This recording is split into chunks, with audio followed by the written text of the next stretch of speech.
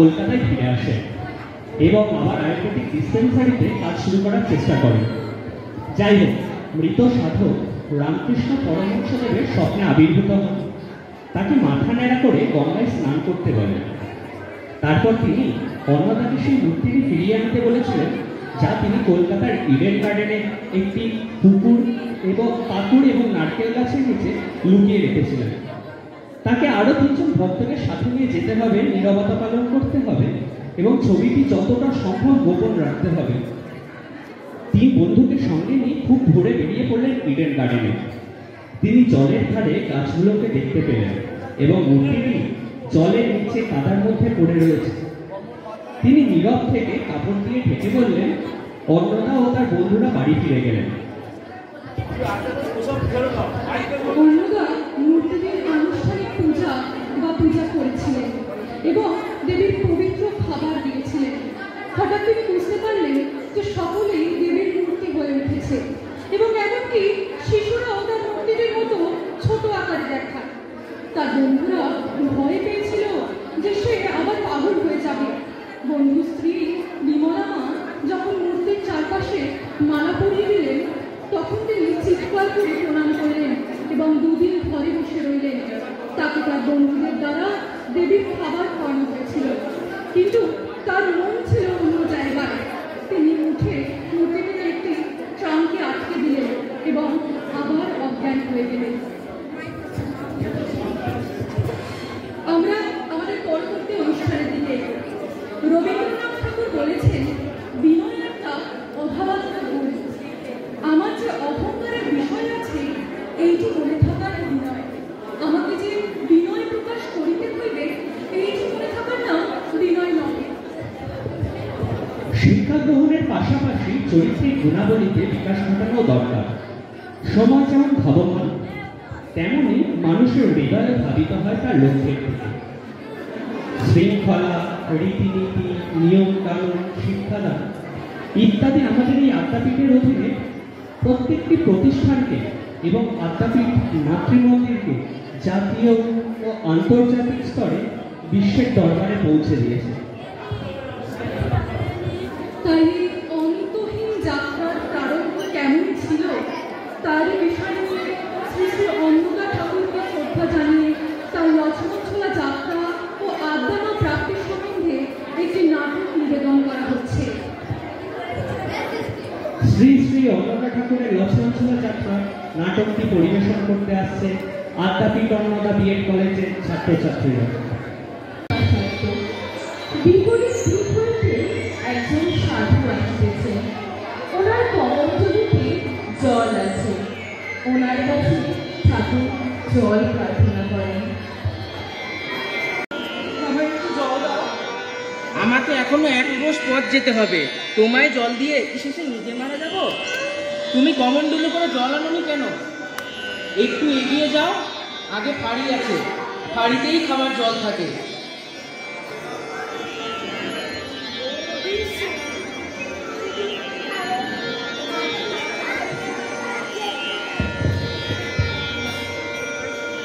রৌদ্রতাপে তপ্ত এবং পিপাসায় ঠাকুর ভীষণ যন্ত্রণা অনুভব করলেন। কিছু দূর গিয়ে ঠাকুরের আনন্দ হল। ঠাকুর আশ্বস্ত হয়ে চৌকিদারের নিকট জল চাইলেন।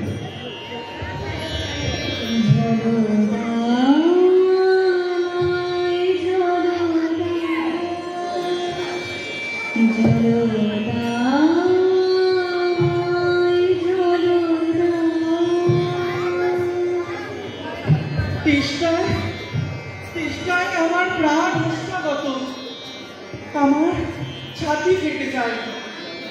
এবার জল না পেলে মারা যাব। আমায় একটু জল দাও। তুমি মারলে আমার কি বিরক্ত করো না, যাও। হায় হায় হায় হায়, এরা কি জনপদের শান্তি রাখো নাকি এরা ডাকাত, এরা গুন্ডা, সকল সর্বনাশের মূল। অন্য ঘরে জল রয়েছে, তোমরা আমার জল দিচ্ছ না কেন? না না, কোনো জল হবে না, বিরক্ত করো না, যাও।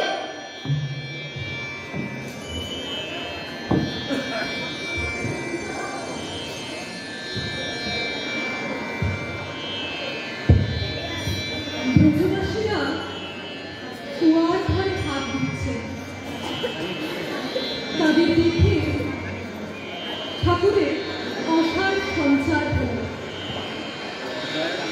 জয় রামকৃষ্ণ, জয় বৃন্দাবন বিহারী। জল তৃষ্ণায় যে আমার প্রাণ যায়। আমায় একটু জল দাও।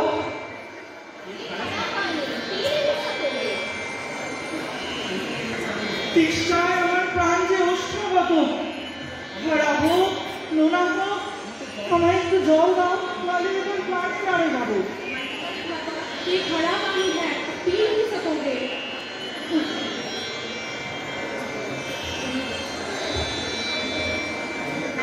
পারি না।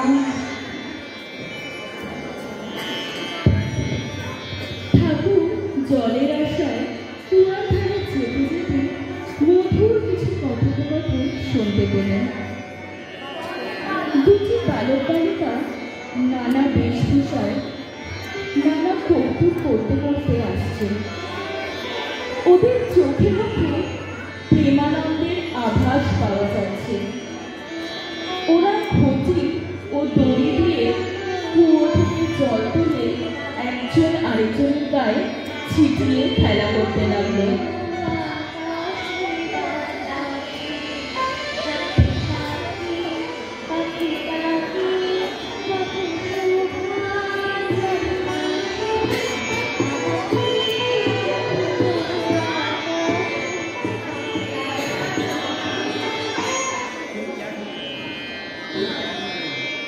क्या ढूंढ रहे हो? জল, আমার যে বড় চেষ্টা, তুমি একটু জল দেবে গো। বালিকা জল তুলে ঠাকুরকে দিয়ে ঠাকুরটা পান করতে করতে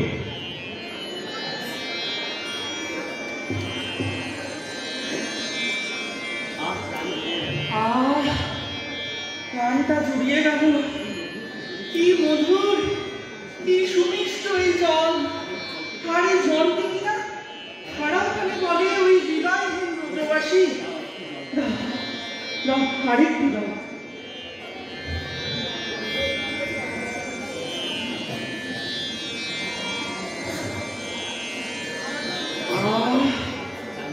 প্রাণটা যে জুড়িয়ে গেল।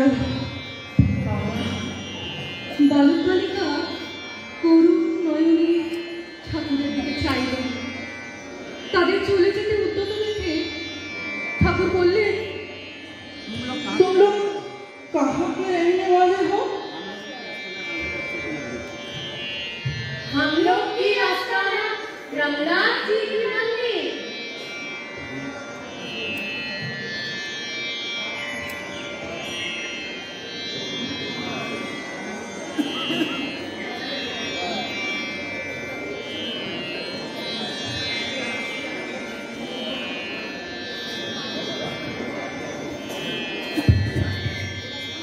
যমুনার তট, বহু সন্ন্যাসী সেখানে বসে আছেন, যে যার কাজে ব্যস্ত। ঠাকুর বিশ্রামরত অবস্থায়। সেখানে বৈষ্ণব বৈষ্ণবী কথোপকথন। আমি কোথায় পাবো তারে, আমার মনের মানুষ যে। আমি কোথায় পাবো তারে, আমার মনের মানুষ যে।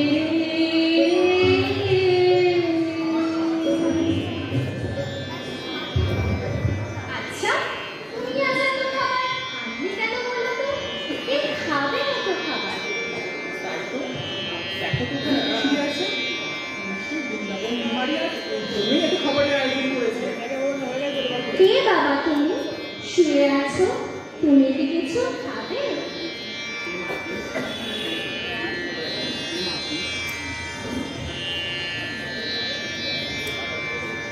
কে কে কে মা আপনি? আমাকে কিছু বলছেন? তুমি কি কিছু অন্ন গ্রহণ করবে বাবা? মা, মা আমি সত্যিই খুব ক্ষুধার্ত। কিছু অন্ন পেলে তো ভালোই হতো। বেশ বেশ, বসো তবে।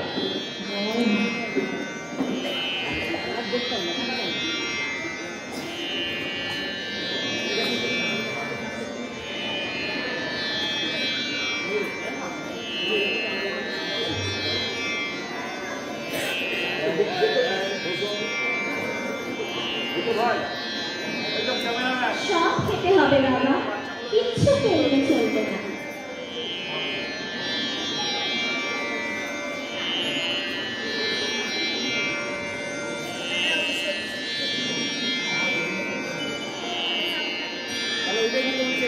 থাক বাবা, ছেড়ে দাও, ওকে আমাকে দাও।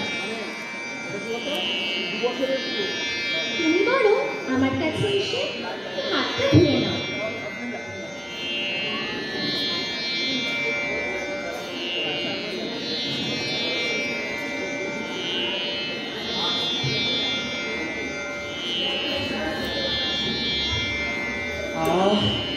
পরিতৃপ্ত হলাম, এতক্ষণে শান্তি।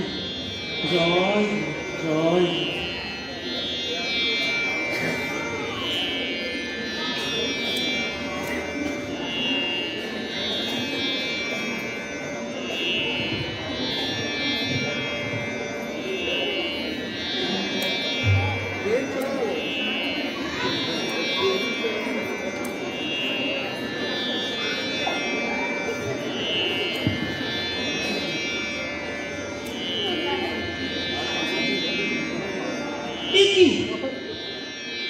কি হলো? কি দেখলাম আমি? যারা এই কুয়োর ধারে আমাকে জল খাইয়ে পরিতৃপ্ত করেছিল বালক বালিকার ছদ্মবেশে, তারাই কিনা আমাকে বৈষ্ণবের বেশে আহার করালো। কিন্তু তারা কোথায়? কোথায় চলে গেল তারা আমায় রেখে?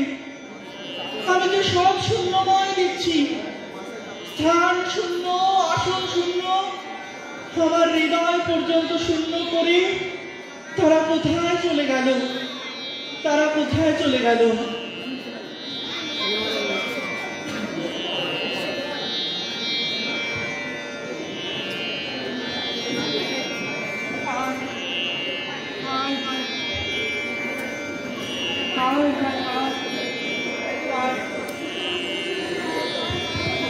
ঠাকুর নিজের মনের চিন্তার অবসান ঘটানোর জন্য কলসিতে জল তুলে মুখে দিলেন।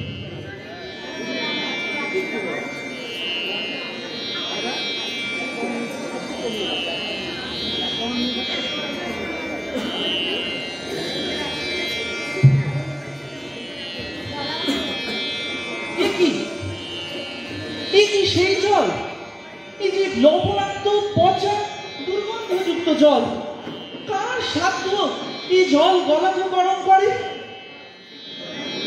হায় হায় হায়, একবার নয় দুইবারেও তোর চৈতন্য হলো না, হাতে পেয়েও পারলাম না। হায় হায় হায়।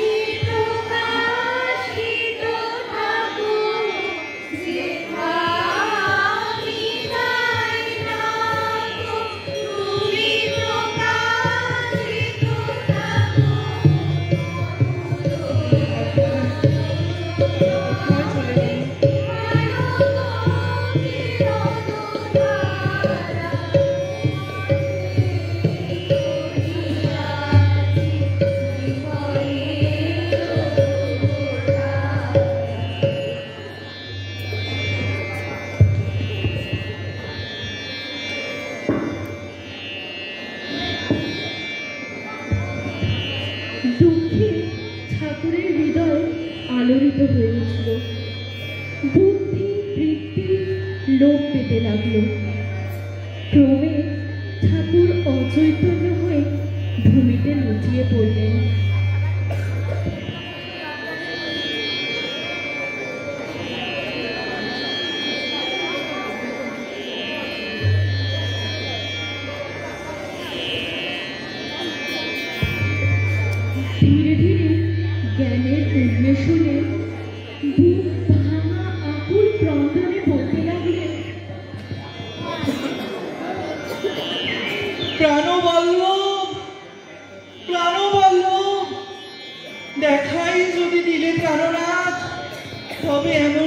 ফাঁকি দিলে কেন প্রভু?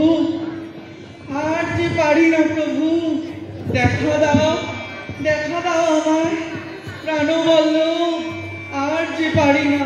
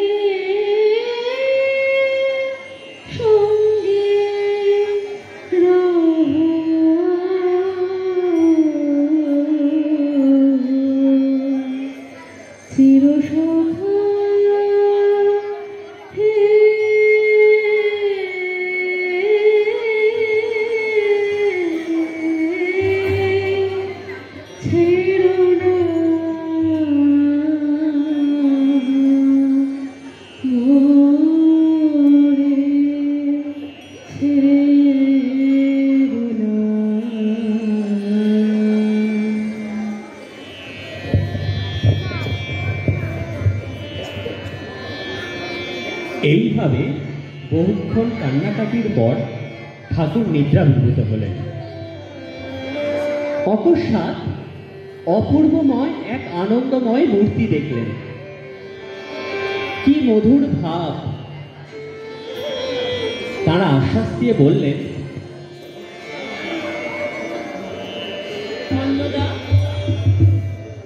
অন্নদা, কেন কাঁদছিস?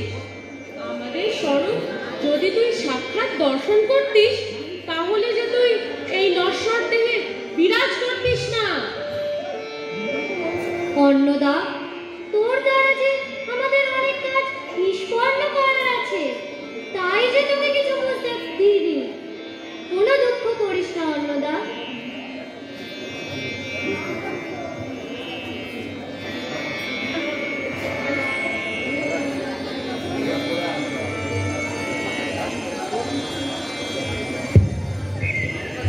পরদিন সকালে ঋষিকেশে কালীকুমড়ি আশ্রমে এক বাবার ছত্তরে গিয়ে ঠাকুর উঠলেন। সেখানে বাঙালি সাধু উপস্থিত হয়ে বললেন, স্বর্গাশ্রমের যাত্রী কে আছো হে? যাবে তো এসো। সাধুজি, আমি স্বর্গাশ্রমে যেতে চাই। আচ্ছা বাবা, তা বাবা তুমি কি এখনই স্বর্গাশ্রমে যেতে চাও না বিকালে যাবে? আমি স্বর্গাশ্রমে যেতে চাই, আপনার সঙ্গেই যাব। তা বাবা, আপনার যখন সুবিধা হয় আপনি না হয় আমাকে নেবেন। আমি তো আজই স্বর্গাশ্রমে যাব। তা বাবা তুমি কি স্বর্গাশ্রমে কিছুদিন থাকবে? হ্যাঁ বাবা, কাল ঝুলন পূর্ণিমায় আমার তো সেখানে থাকবার একান্ত ইচ্ছা। থাকবে তো বাবা, কিন্তু ওখানে একটাও ভালো কুঠিয়া খালি নেই। আচ্ছা বেশ, আমি তোমাকে আমার সঙ্গেই নিয়ে যাব। তুমি এখানে একটু অপেক্ষা করো, আর যদি অন্য কুঠিয়া না পাওয়া যায় তাহলে তুমি আমার কুঠিয়াতেই থেকো। এখন তাহলে আমি আসছি বাবা। আসুন বাবা। জয় মা। বহুদিন পর একজন প্রকৃত সন্ন্যাসী বন্ধু পেলাম। জয় মা।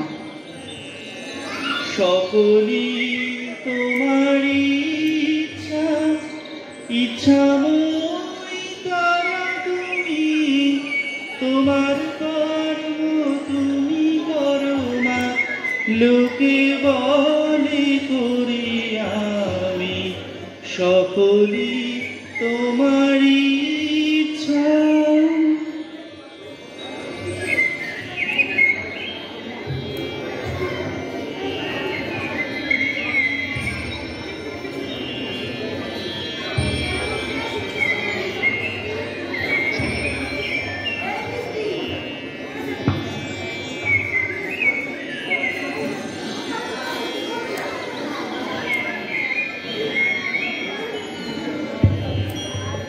সন্ন্যাসীর কুঠি।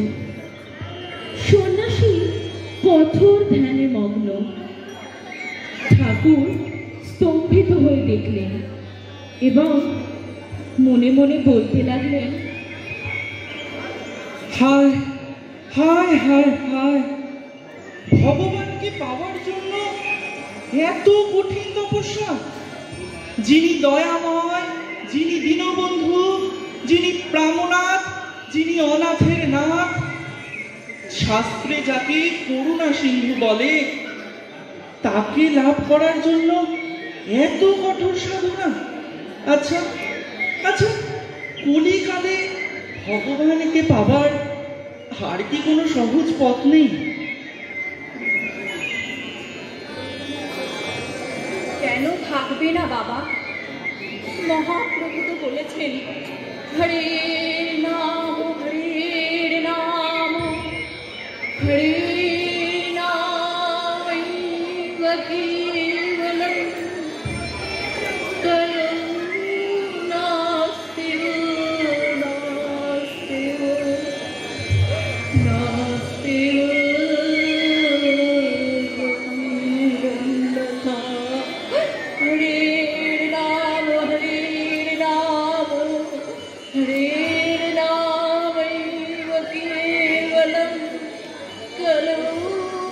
নাস্তিব নাস্তিব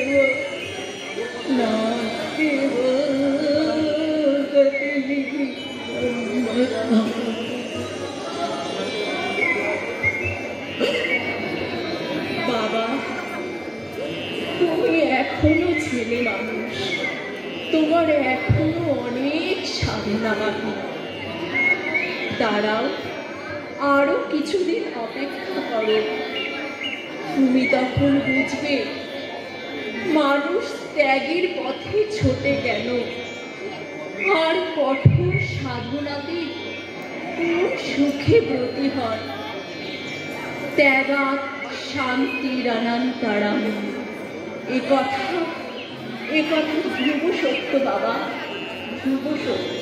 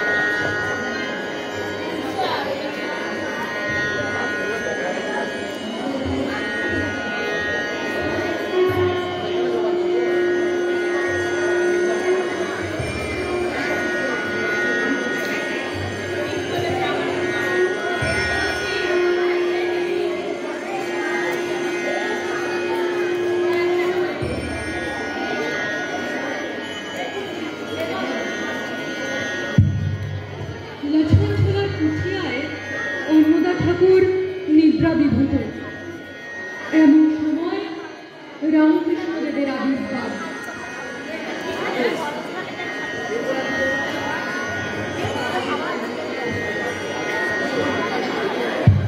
রামকৃষ্ণদেবের মুখ প্রফুল্লময়।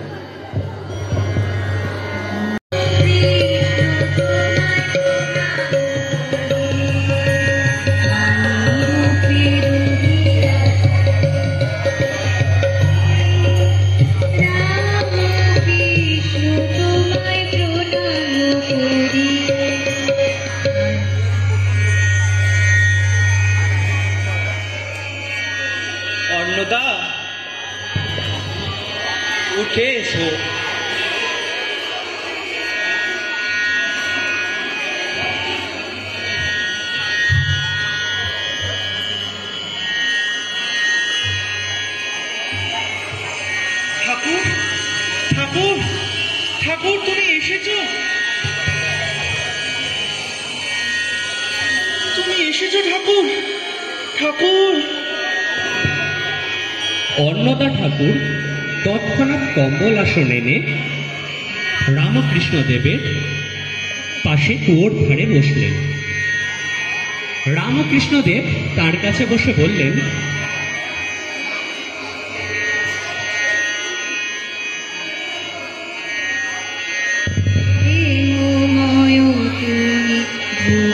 জ্যোতি তুমি অন্ধকার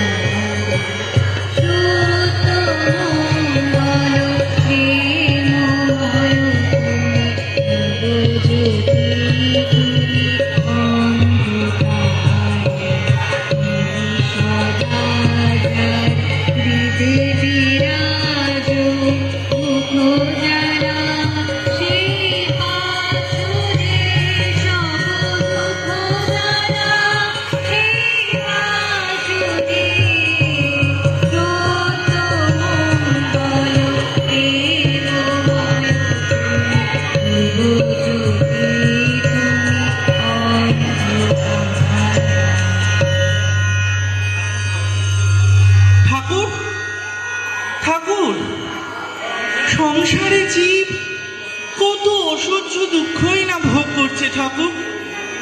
রোগে শোকে পাপে তাপে জীবনটা যে একেবারে হাহাকারময় হয়ে উঠেছে। আচ্ছা ঠাকুর, সংসারে কি আছে? আছে শুধু রোগীর আর্ত চিৎকার, শোকের মর্মভেদী হাহাকার, দুর্ভিক্ষের পৈশাচিক নৃত্য, তার ওপর আবার আত্মীয়ের অসহ্য গঞ্জনা। ঠাকুর, এই জ্বালাময় সংসারে আমি আর থাকতে চাই না ঠাকুর। তুমি আমায় তোমার সঙ্গেই নিয়ে চলো। এই সংসার ত্যাগ করাই শ্রেয়। আমি আর থাকতে চাই না ঠাকুর। তুমি আমায় তোমার সাথেই নিয়ে চলো ঠাকুর।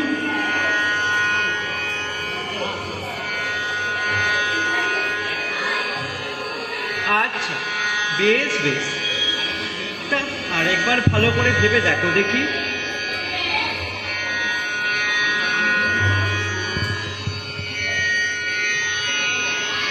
অন্নদা ঠাকুর ভাবতে গিয়ে দেখেন কিছু দূরে সহস্র মানুষ করুণভাবে অন্নদা ঠাকুরের দিকে তাকিয়ে বলছেন, ঠাকুর, তুমি একা চলে যেও না ঠাকুর, আমাদেরও তোমার সঙ্গে নিয়ে চলো। আমরা যে বড় দুঃখী ঠাকুর, আমাদেরও সঙ্গে নিয়ে চলো। ঠাকুর, শুনতে পাচ্ছ? তুমি ওদের উদ্ধার করো ঠাকুর, তুমি ওদের উদ্ধার করো ঠাকুর। না না বাপু,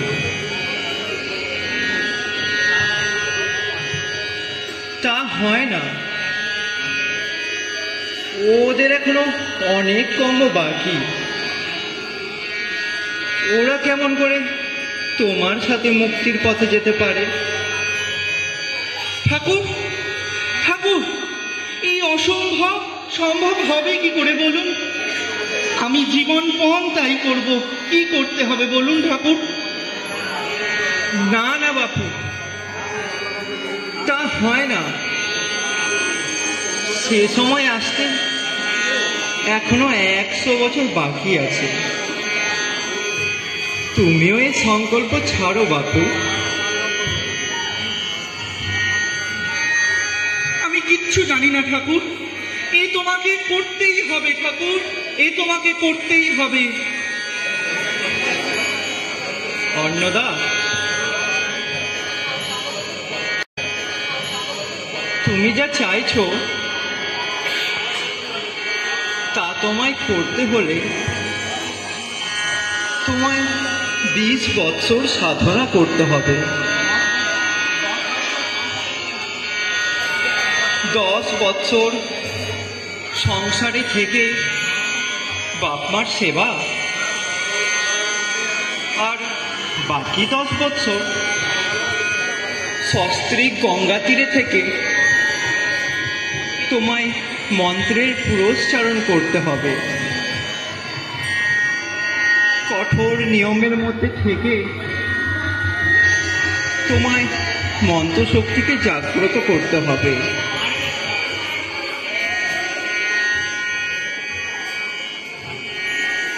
বলো, পারবে তো? যা বললুম তা যদি তুমি করতে পারো তবে আরেকটি কঠিন ভার এসে পড়বে তোমার উপর। বলো, আমার কথার উত্তর দাও, পারবে তো? পারবো ঠাকুর, আমি নিশ্চয়ই পারবো। এতে যদি লোকের সামান্যতম কোনো উপকার হয়, ঠাকুর আমি প্রস্তুত। 20 বৎসর সাধনা করতে আমি প্রস্তুত। বলুন ঠাকুর, আপনি বলুন। সেই কঠিন কাজটি হচ্ছে একটি মন্দির স্থাপন।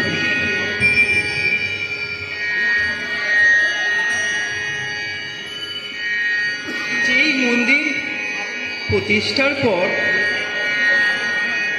দেশে এক অপূর্ব ভাবের উদ্ভব হবে।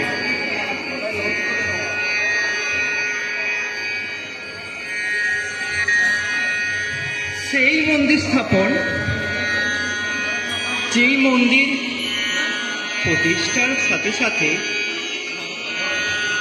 ভগবান যে আছেন তাকে দেখা যায়। যেমন করে আমি তোমার সাথে কথা বলছি, ঠিক এমনি করে তার সাথেও কথা কওয়া যায়।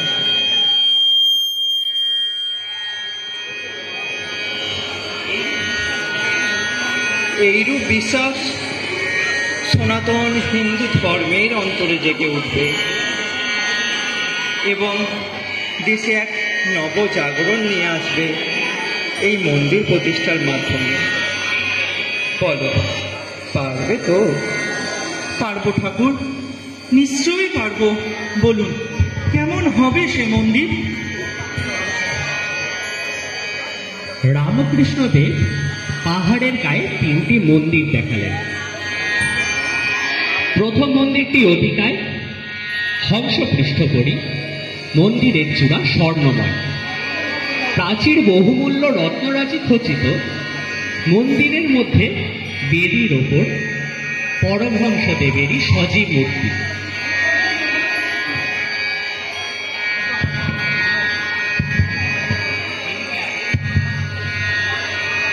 দ্বিতীয়টি সমরূপী শিবের বক্ষপরি অবস্থিত। ইডেন গার্ডেনে প্রাপ্ত আদ্যামূর্তি যেন হাসিতেছে, ইহা ঐশ্বর্যমণ্ডিত।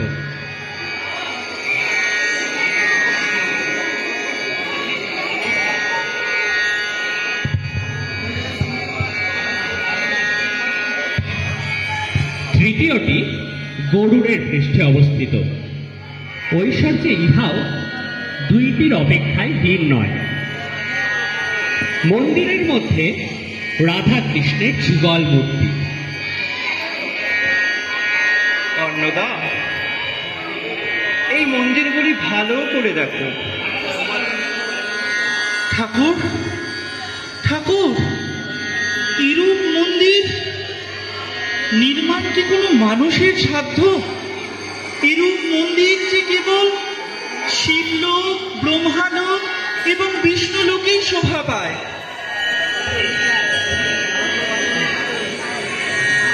আমার মতো একজন দরিদ্র ব্রাহ্মণের ওপর এই ভার দেওয়া কি সঠিক বলে মনে হচ্ছে ঠাকুর? মানে আমি পারবো তো? দ্বিতীয়বার রামকৃষ্ণদেব বর্তমান আদ্যাপীঠ মন্দিরটি দেখান ও বলেন, দ্বিতীয়বারে তোমায় যে আমি মন্দিরটি দেখিয়েছি তা তুমি নির্মাণ করতে পারো। যদি তুমি এ ভার নিতে স্বীকার করো তো আমায় বলো, আমি পরে সমস্তটা খুলে বলবো।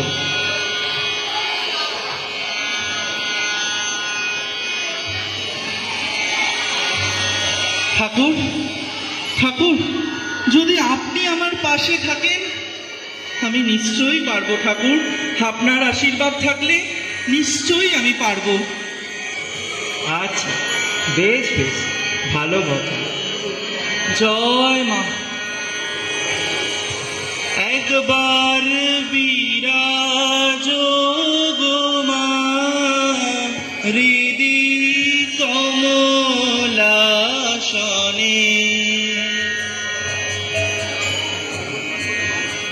তোমার ভুবন ভরা রূপটি একবার দেখে লই মানয়নে, হৃদি কমলাসনে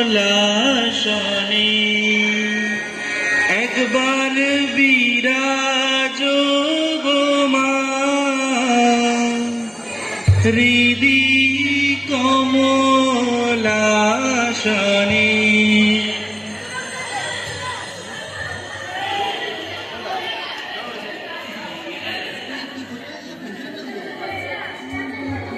ডুব ডুব সাগরে আমার মন, ডুব ডুব ডুব ডুব সাগরে আমার